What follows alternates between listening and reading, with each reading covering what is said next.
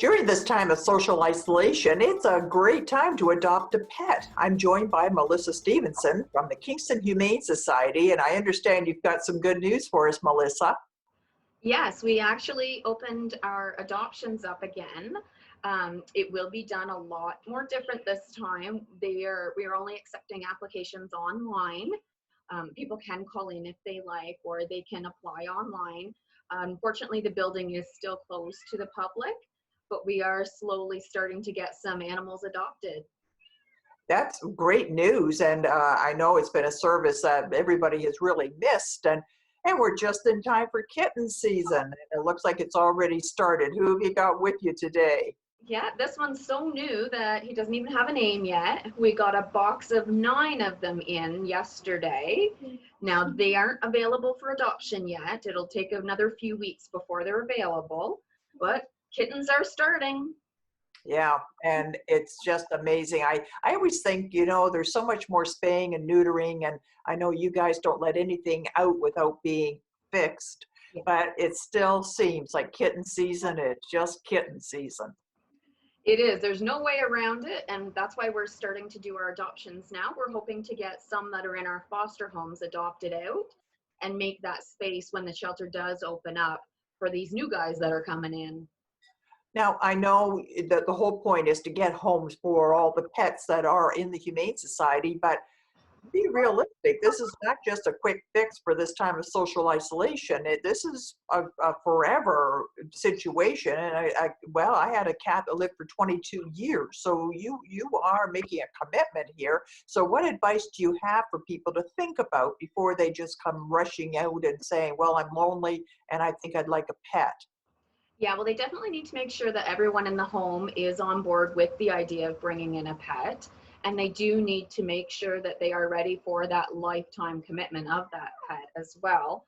And they need to make sure that the pet is going to be a good fit for when they do have to go back to work. And so I think we're going to see a lot of that, unfortunately, when people are returning to work. The animals aren't quite behaving the same way they did when they were at home with them. Well, I know Sadie, my rescue dog, is it's just been a godsend through this time.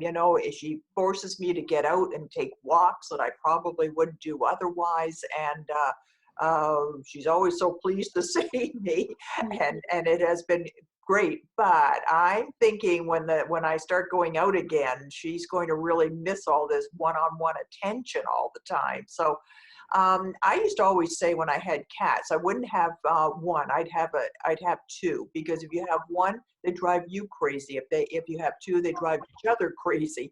So litter mates, you think? Is that a good idea?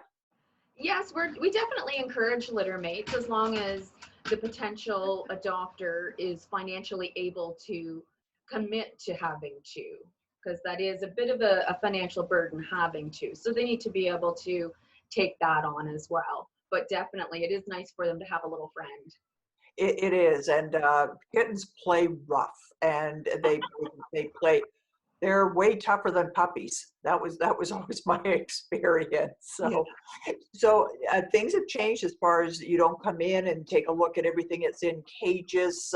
So if I wanted to adopt, let's say a kitten, what would the process be these days?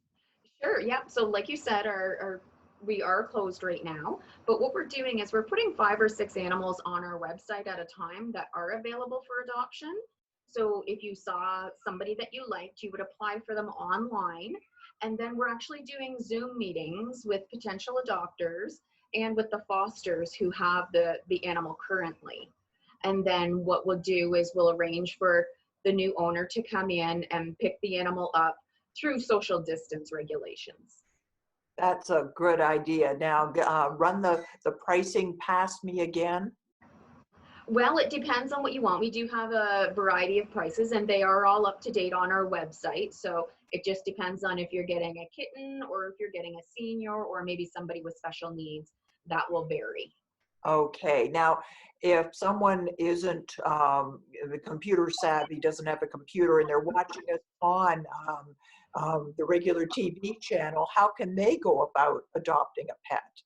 Well, they could always call us for sure, and we could help them over the phone, or they can do a mail-in. That would take a little bit longer. Or we do have a mailbox outside of the shelter, so they can always drop off an application in the mailbox as well. Okay, yeah, lots of ways of doing this. Well, I hope that little guy gets a home and all the others that come in, and hope his kitten season ends quickly and all the rest. So thanks for being with us today, Melissa, and stay safe. Great. Thank you so much. You too, Donna.